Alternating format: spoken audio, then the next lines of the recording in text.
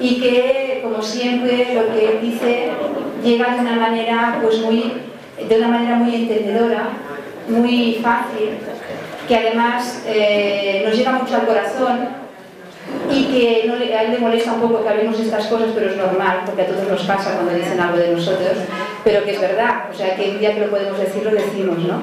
Vale, pero ya está bien. Ya está bien. Vale. Bien, pues entonces vamos a aprovechar, y no sé si va a venir ahora Juan Viñas, pero si no, hacemos un minutito de silencio para que él pueda ya prepararse para poder hablar. ¿De acuerdo? Muchísimas gracias. Hasta luego.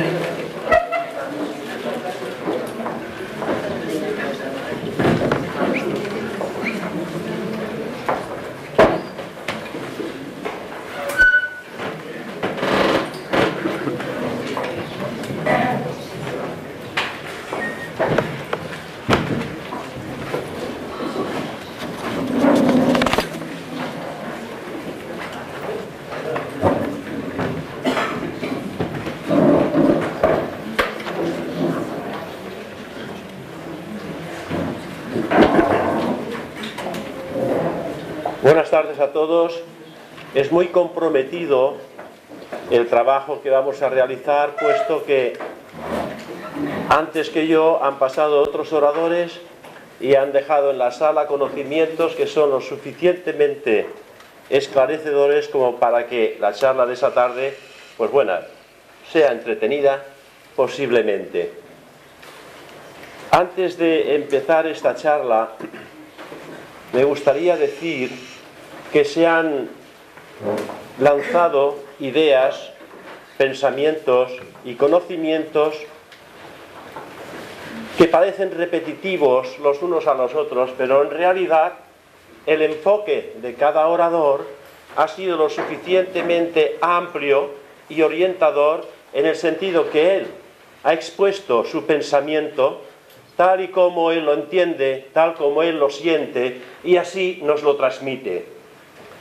Quizás las palabras que vamos oyendo son repetitivas, puesto que son aquellas palabras que más se usan. Y evidentemente yo voy a usar las mismas que se han ido usando todos estos días y también las que se han ido usando esta mañana. Juan Viñas ha dicho cosas muy interesantes, en el sentido de que se ve en ellas la porción de su trabajo individual bajo un enfoque de encauzar las enseñanzas teosóficas bajo una reflexión propia y dinámica de su propia personalidad, como Juan Viñas. También Ramón Caveda ha hecho exactamente lo mismo, también Ángel Rubio ha hecho lo mismo, y también los simposiums que se han realizado han enfocado este aspecto que ellos han escogido con la misma dinámica. Así pues, yo pido ya humildemente excusas por el trabajo que voy a presentar, que sin ser una repetición nos vemos obligados a repetir, evidentemente, palabras que ya hemos oído. Pero es importante tenerlas presentes, estas palabras, y bucear en ellas, y nos daremos cuenta que cuando conocemos el sentido etimológico de la misma palabra, eso enriquece enormemente el saber y el conocimiento que cada una de estas palabras encierra. La palabra en sí parece que no dice nada, pero si buceamos en ellas encontramos significaciones muy constructivas y positivas para nosotros mismos. Bien, dicho esto, quiero empezar con un diagrama. Lástima que las personas que están aquí no lo ven, pero bueno, lo he presentado en alguna otra ocasión. Un diagrama que me sirve para llevarles un poquitín a la esencia del conocimiento mediante el cual vamos a dirigir nuestra mirada hacia el fondo de la realidad más pura de nuestra propia esencia, para encontrar esa guía que nos conduce realmente al punto que deseamos internamente llegar a alcanzar. Aquí vemos ese dibujo, mi esposa le llama la rueda de la vida, posiblemente, cada uno le puede llamar el nombre que quiera, puesto que es un diagrama desconocido, se desconoce el autor del mismo. Ese diagrama ilustra gráficamente la diferencia fundamental entre el plano búdico y todos los planos inferiores a este.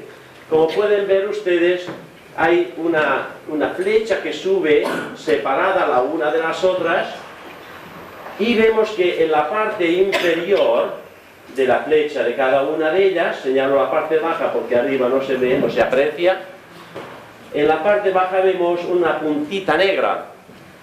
Esa punta negra que vemos aquí abajo representa nuestro cuerpo físico. Démonos cuenta que estamos a la periferia total de ese diagrama. Nos encontramos en la punta misma del diagrama, lo más lejos del centro. Y eso que es lo más lejos del centro es el cuerpo físico. Si estamos en lo más lejos del centro y estamos en la punta del mismo, ¿hacia dónde miramos? Si miramos hacia afuera, nos alejamos más del centro.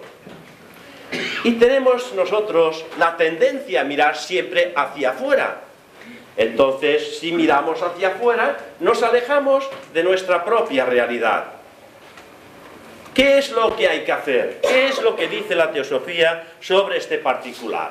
Nos dice que hay que bucear hacia adentro, que hay que desviar la mirada. Si miramos hacia afuera y queremos conocer lo auténtico y real que existe en nuestra propia naturaleza, no vemos en la necesidad de cambiar la mirada y mirar hacia adentro. Es evidente que surgen preguntas: ¿y cómo hacemos eso para mirar hacia adentro? Nadie ha visto sus propios ojos, ninguno de vosotros ni yo mismo me he visto los ojos, si no es a través de un reflejo, que podría ser el espejo. Entonces, si no sabemos mirar hacia adentro, tenemos que utilizar una herramienta que está a nuestra disposición, y todas la conocéis. Esa herramienta es la mente. Una herramienta que sirve para todo, para mirar afuera y para mirar adentro. Pues bien, si empezamos a bucear, a ascender hacia adentro, suponiendo que tomamos la decisión de dejar de mirar hacia afuera, es decir, el dejar mirar, es decir, el dejar de identificarse con los objetos y las formas externas, entonces lo que hacemos es que esa energía que se disuelve hacia afuera, la damos un giro y la hacemos mirar hacia adentro. Al mirarla hacia adentro ocurre algo que es muy curioso. Aquí nos damos cuenta que todos estamos separados, los unos a los otros. Nos vemos separados, por lo tanto, es normal que vosotros y yo aquí nos veamos diferentes, separados y distintos. ¿Por qué? En la personalidad, todo hacia afuera, nos vemos separados y distintos, pero en cuanto empezamos a bucear hacia adentro, vemos que cuando alcanza esa conciencia y atraviesa el mundo astral, vemos que la distancia que existe entre un punto y el otro, entre una personalidad y otra, se va acercando, como vais viendo, se va ensanchando. Si buceamos más hacia adentro y alcanzamos el plano mental, que son las líneas que van así, perpendiculares hacia el centro, observamos que nos hallamos algo más cerca. Vemos que la distancia entre dos mentes ya es más cercana, no es tan distante. Y si buceamos un poco más hacia el interior y alcanzamos esa mente abstracta, espiritual, esta mente superior, nos damos cuenta que prácticamente estamos juntos. Pero continuamos buceando hacia el interior. Entramos en Budi, aquí. Y aquí ocurre algo que es extraordinario. Aquí nos damos cuenta que Budi está superpuesto sobre los otros rayos que vienen del interior, superpuestos sobre ellos mismos, con lo cual nos damos cuenta que ya no existe en Budi separación alguna. ¿Os dais cuenta que de la separación que nos veíamos constantemente en toda la humanidad, ahora vemos que no hay separación, todo es uno ya en Budi? Y si buceamos más hacia el interior, esa unidad de vida va profundizándose cada vez más. Hay unas distintas percepciones de unidad de vida en los distintos planos de Buddhi, de Manas, Buddhi y Atma. Y como no, en Mónada y el plano divino de Adi. Con lo cual, con ese plano o ese diagrama quiero significar que la trayectoria del trabajo que vamos a realizar juntos es para llevar la conciencia de cada uno de nosotros que se halla aquí, llevarla por lo menos hacia el plano búdico. Y posiblemente, como que hablaremos de los planos monádicos, pues también visitaremos esos planos, porque precisamente son nuestros principios superiores los que se hallan en esos planos. Y en ellos podremos, evidentemente, darnos cuenta, aunque solamente sea a nivel intelectual aquí, y si hay la posibilidad de percibir realidades en estos planos, enriquecernos de todo cuanto existe en lo más profundo de la conciencia de cada uno de nosotros. Dale la luz. Esto se puede apagar. Tengo un programa que es gordo. No sé nunca la distancia en la que me tengo que poner. Me falla un ojo, nada más tengo uno que funciona. Pero haremos lo posible. El absoluto, nos dice la enseñanza teosófica, es la última realidad más allá incluso de su manifestación como Dios. Porque el absoluto, Brahman, es existencia, conocimiento y gozo absoluto, es decir, la nada y el todo a la vez. Eso es esa realidad. Si profundizamos en esa línea o dirección, observaremos que el mundo y sus componentes no son más que nombres y formas perecederas que responden a otros nombres y a otras formas de existencia relativas como el poder, la gloria y la riqueza. Lo mismo que la pobreza, la marginación y la miseria. Así como el bien y el mal, el pecado y la virtud, el placer y el dolor, el egoísmo y la generosidad, el yo y la ausencia del yo, la luz y la oscuridad. Todo nombres, formas, estructuras, ideas y visiones distintas pasadas por el filtro de los instintos, la imaginación y la cultura. Formas y maneras de entender, a través de un esquema mental dado que nos ofrece la manifestación dual de una misma cosa, de una misma esencia inmortal, atemporal, inconmovible e inmutable. Y eso es lo absoluto. Es importante e imprescindible comprender de manera práctica y vivencial esta realidad.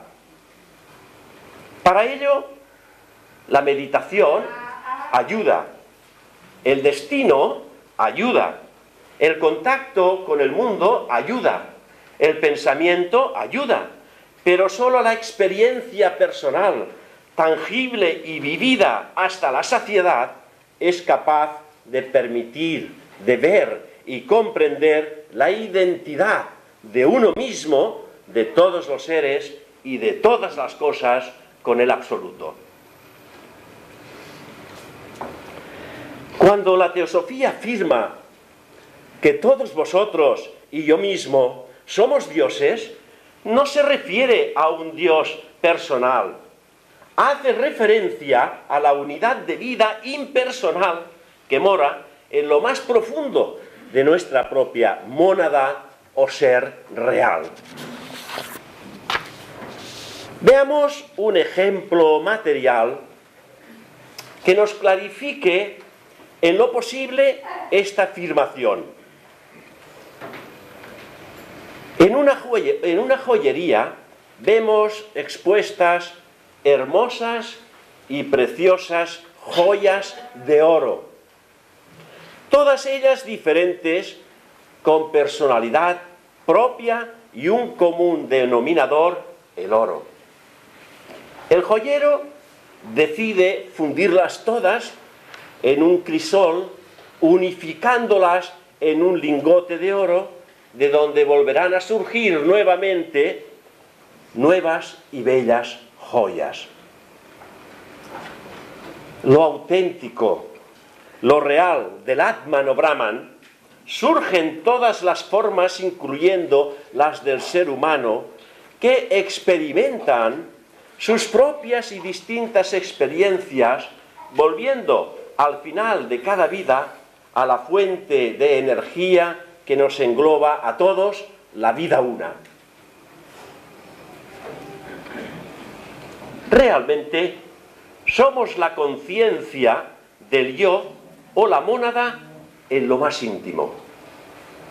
Somos ignorantes de nuestra propia divinidad.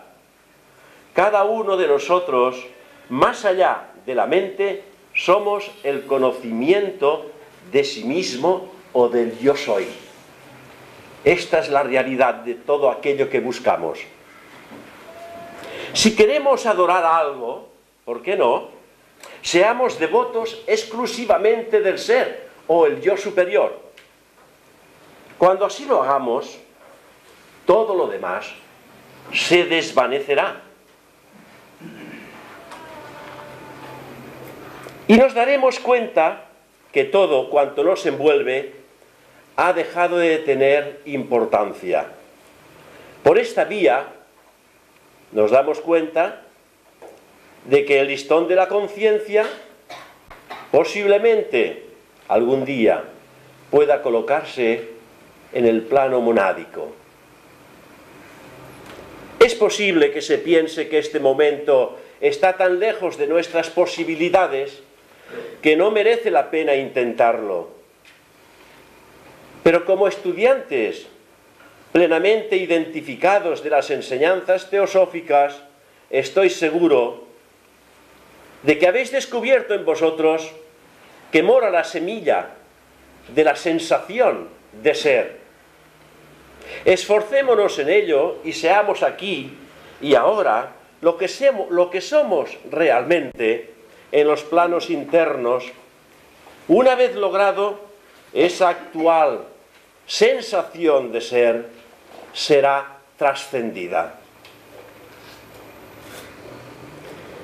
Todo está contenido en la semilla de la mónada, de la misma manera que la encina está contenida en la bellota. De forma similar, todo está contenido en la conciencia de cada uno de nosotros. El aforismo 241 de Vivekasudamani Sankaracharya nos dice: las escrituras proclaman la absoluta identidad de Atman por medio del mantra "eso eres tú", en el cual Brahman y Atman se designan por los términos eso y tú respectivamente. Estos dos términos deben de ser cuidadosamente considerados y descubrir la significación implícita en ellos, eliminando los elementos contradictorios y así reconocer la identidad de Brahman y Atman como pura conciencia, rechazando los fantasmagóricos cuerpos con los que nos identificamos. Si purificamos la mente, comprenderemos la exactitud del mantra "tú eres Brahman" y realizaremos nuestro propio ser o yo superior con infinita conciencia.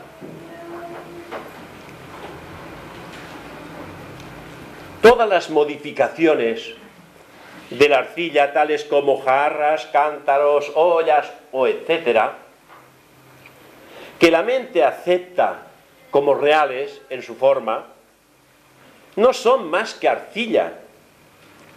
Esto es un símil que puede servir para ilustrar lo siguiente.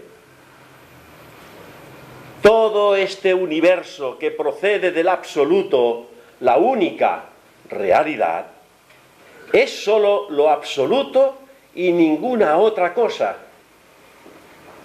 Eso es la única realidad que debe a sí misma su existencia. Y como eso es nuestro verdadero ser, resulta que todos nosotros somos eso, el puro, feliz y supremo Dios, el uno sin segundo. Eso somos. Es obvio que para ser conscientes de ello, es necesario pasar por el sendero del aprendizaje, que es lo mismo que decir poner el hilo en la aguja y empezar a coser. Estaréis de acuerdo conmigo que hay ocasiones en que actuamos como si fuéramos únicamente este cuerpo. Es por esta razón que persiste en nosotros aún la tendencia de creer que somos este cuerpo. Ahora bien, si yo me acerco a vosotros y os toco el brazo y os pregunto, ¿qué es esto? Me responderéis, mi brazo. Lo mismo sucederá con cada parte del cuerpo, pierna, cabeza, etc. Cuando el individuo dice que ese es su cuerpo, se hace evidente que el cuerpo es sólo una posesión suya.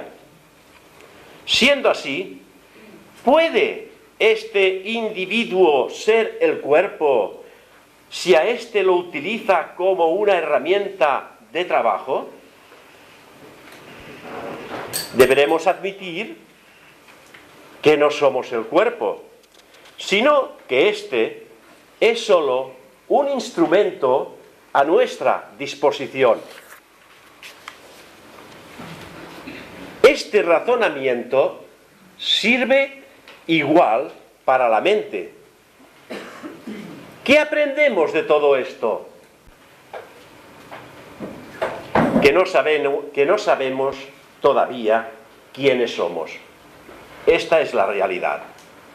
Hablamos mucho de todas estas cosas, evidentemente, e intentamos profundizar en ellas y aclarar en nuestra mente el proceso de ese conocimiento, cómo y de qué manera encaja en nosotros.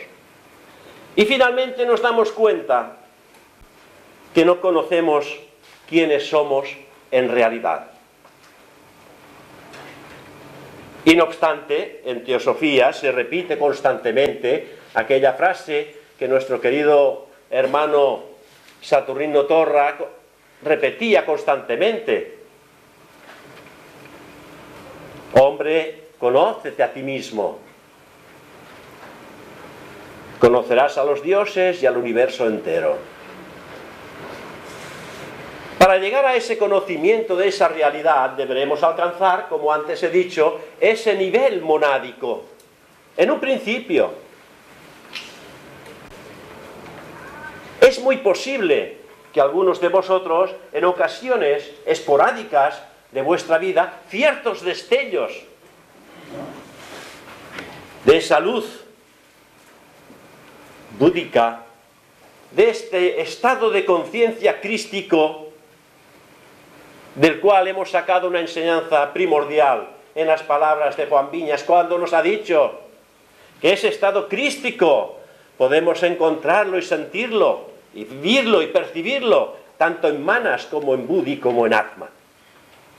Haré una pequeña referencia en este sentido, porque ese es algo que sin encontrarlo en ninguna parte, me ha parecido percibir en este sentido y que corrobora con esas mismas palabras de Juan Viñas.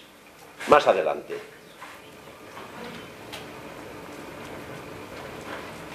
Por lo tanto, al planteárnoslo, el querer saber quiénes somos, no nos cogerá por sorpresa que surja espontáneamente de nuestro interior la pregunta de ¿quién soy yo? Eso surge cuando uno se compromete consigo mismo en la búsqueda de esa realidad, seriamente, una conciencia lúcida de que nada del mundo va a obstaculizar esa búsqueda y esa indagación de la realidad de quién soy yo. Todos los seres vivos, conscientemente o sin saberlo, buscan por medio de innumerables esfuerzos obtener mediante la indagación de quién soy yo, el conocimiento de nuestra propia realidad, así como la felicidad perfecta, la meta suprema de la humanidad. Todos buscamos esa felicidad. Obtenemos ciertos destellos de gozo y satisfacción que no duran el tiempo de obtener aquello que deseamos. Una vez obtenido, desaparece. Por eso, en teosofía se dice cuidado con las ilusiones, que una vez obtenidas, vienen las desilusiones, que están escondidas.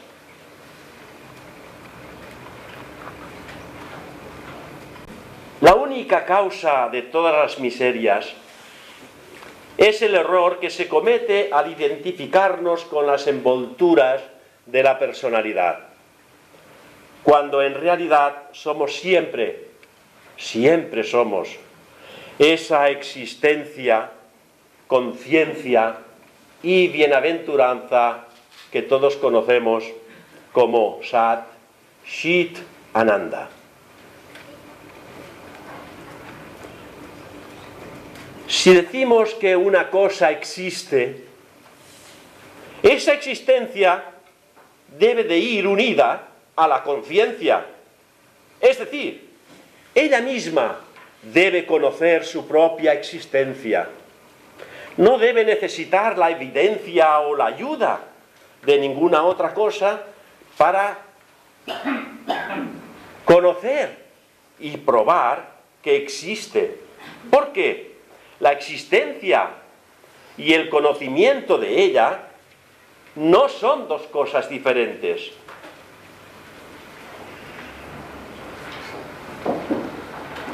No hay otra conciencia más que la existencia misma.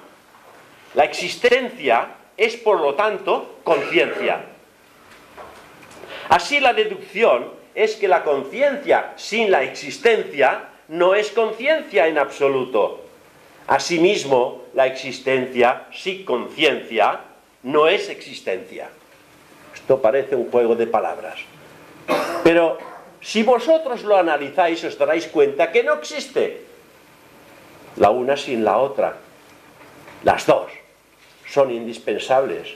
Para que experimentemos qué es la conciencia, necesitamos la existencia. Por eso ahora hay conciencia en nosotros, porque existimos. Si no existiéramos, no habría conciencia, aquí y ahora. El conocimiento de que dormimos es la prueba de nuestra existencia en ese momento del dormir. Tenemos que preguntar a otros para ver o saber si dormíamos o no. Tenéis que preguntar a los demás cuando estáis dormidos, si estáis dormidos o no estáis dormidos. Solo nosotros tenemos el conocimiento de que dormimos.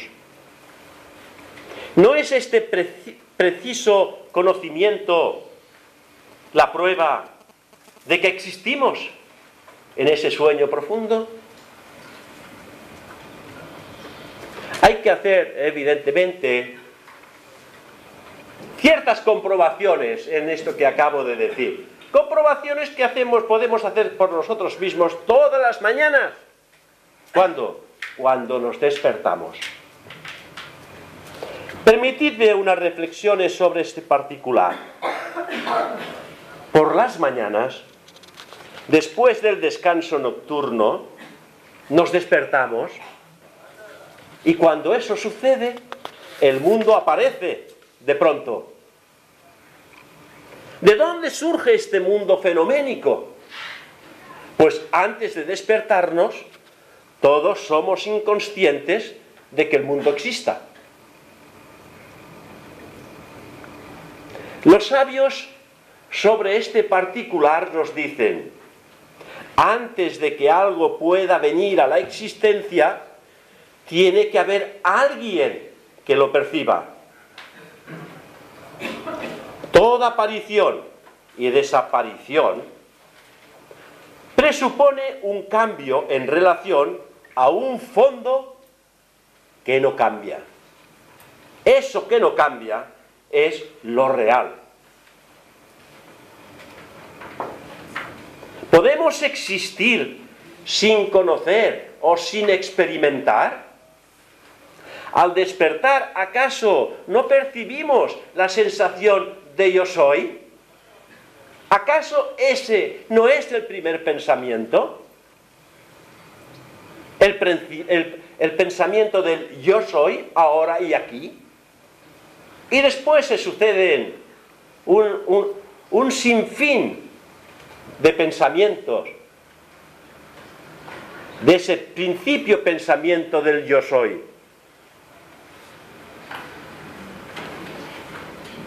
Entonces alguna semilla de conciencia debe de existir. Incluso durante el sueño, pues al despertar, la sensación es de tener un cuerpo en un mundo que minutos antes no existía.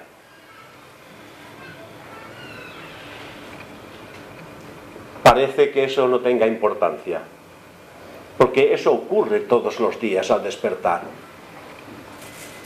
Pero si estamos atentos en ese despertar, nos daremos cuenta de muchísimas cosas que afloran en ese momento. ¿Por qué? Porque estamos atentos y mantenemos todavía esa sensación de ese contacto con el ser, en el que la conciencia estaba unida porque estaba en su propia esencia, la esencia del ser, del yo real.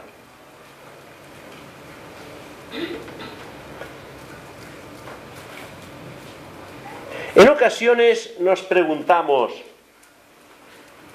¿de qué sirve saber que no soy el cuerpo? Lo cierto es que si profundizamos en el yo soy, lo descubriremos. ¿Cómo? ¿Encontraremos algo que nos hemos olvidado? Sencillamente lo mantendremos en la mente hasta recordarlo.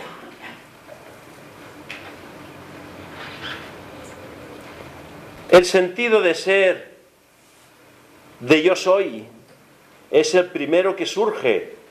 Y si nos preguntamos de dónde surge, o simplemente observamos con tranquilidad, nos daremos cuenta que la mente permanece en el yo soy, sin moverse, entrando en un estado que no se puede expresar con palabras, pero que se experimenta.